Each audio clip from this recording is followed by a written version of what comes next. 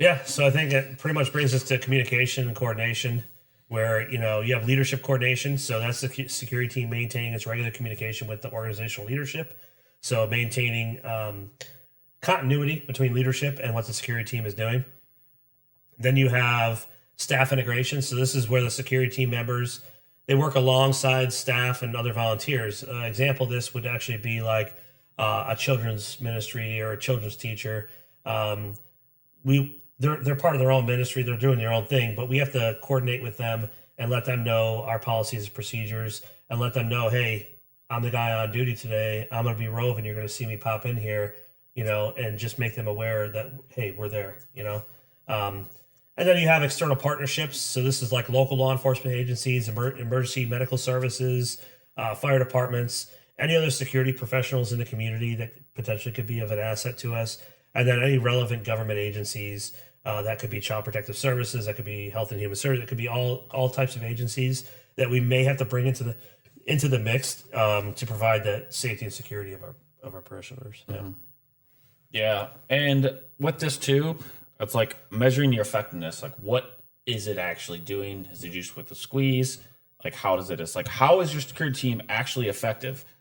Is the success of the security team measured by what has happened or what the incident has prevented, and how are they writing and how are they responding to those after actions, and are they implementing that training? So some key indicators to include, like the quality of measure, like reduce the reported incident, reduction of reported incidents, like there's not as much theft, people's cars are not getting broken into, the cameras have deterred people. Like the facts are facts at that point. Hey, faster response times to emergencies. Again, better coordination, quicker communication, better communication will do this. And those rehearsals are huge. Everything that Recon's about is getting the job done. Rehearsals solve a lot of problems. They find the weaknesses and they eliminate them to the lowest possible level. That is huge. And with that, it'll bring your improvements, and it also finds the potential problems like I'm talking about. If I see it in rehearsals, oh, this takes a while to get off this truck, or this takes a while to get into the child youth area, or whatever it is, like that. Hey, okay, we've noticed the problem. We now can implement the problem. And then positive feedback too. Like, you'll get those positive feedbacks. Hey, you guys are doing a good job. Like, I can think that's gonna happen. Yep. Not that we're seeking it, but it will happen with that. And again, improving staff's confidence. If the child youth pastor sees Ron and he came up to them or her, hey, I'm going to be on duty tonight or security team today. Let me know if anything happens. I'll be back, sporadically. But hey, if anything, I'm your guy. I'm going to be there, and that's going to immediately put them more at ease. You got a face to face. You have that direct communication. It's going to be good. And then enhance reputation and security in the community too. If you're known for lowering all these thefts or lowering vandalism, it's gonna have a trickle effect on that. And it could increase your. I mean, not that that's the goal, but it could increase the amount of people that be like, I'm gonna go attend this church, right? Like they're safe or whatever. So, I mean, I think that's definitely huge. Having different ways you can measure on whether we're successful or not. And that'll be up to leadership and different staff members to really see, like, all these things we put in place, how successful have they been. I'm going to cover just the professional standard going forward, which is, again, we model a lot of this off of our own personal understanding, and a lot of it's military background and things like that. But I think generally speaking, there's a lot of things we can pull from our time in the military to really understand what is a professional standard, or what could we expect from a professional. And I think ultimately it starts with the appearance and conduct. Having the appropriate professional appearance for your organizational culture is important, right? So you don't see the CEO of Boeing showing up in sweatpants and a t-shirt, torn up t-shirt or whatever. There's an expectation that he should carry himself in such a way, he or she should. So there's just that. There's a professional appearance appropriate for the organization. You have the courteous and respectful interaction with all individuals. So this is being, professional in your tone, professional in the way you carry yourself, and just being courteous and respectful. A lot of that can be done verbally and non-verbally in the way you carry yourself. Body language is huge. Yeah, and then being calm and confident demeanor, it just puts people at ease. You're part of the security team and you're like on edge.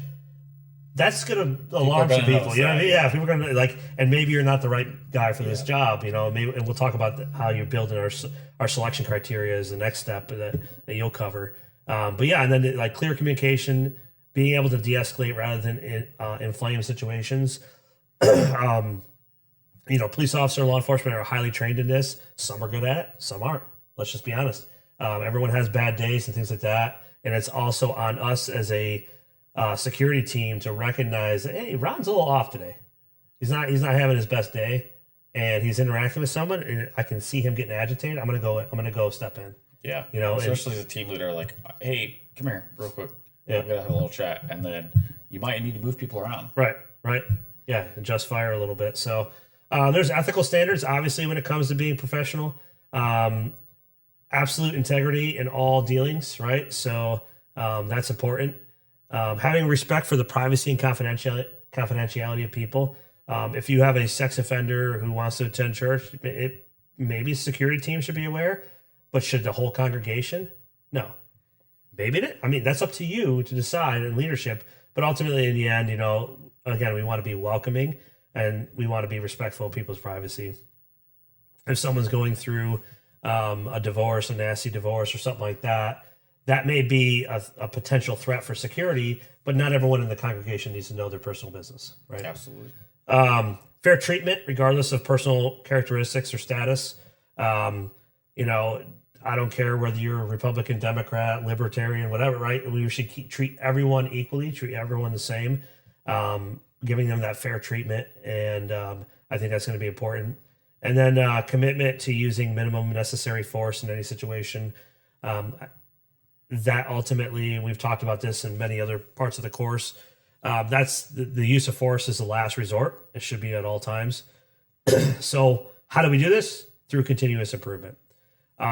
If you're a professional and holding professional standards, you should be open to acknowledging that you're not perfect yet, which means you got to keep working, right? Yes. And regular training and skill development is going to help with that. Willingness to learn from your own mistakes and being able to admit, hey, I made a mistake here. Hey, I wasn't my best here. And being able to take criticism is going to be big.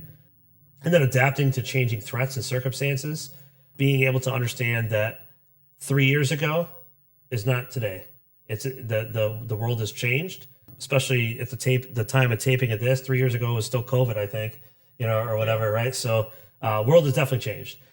And then just being able to understand the commitment to the best practices and professional development. Just like the military, there's professional development things that you have to go through to attain the next rank, to attain leadership roles.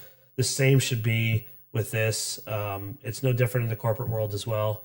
You generally have to do well in certain things and show improvement in others in order to move on to the next step. So those are some of the things when it comes to professional standard. Those are kind of the core ingredients.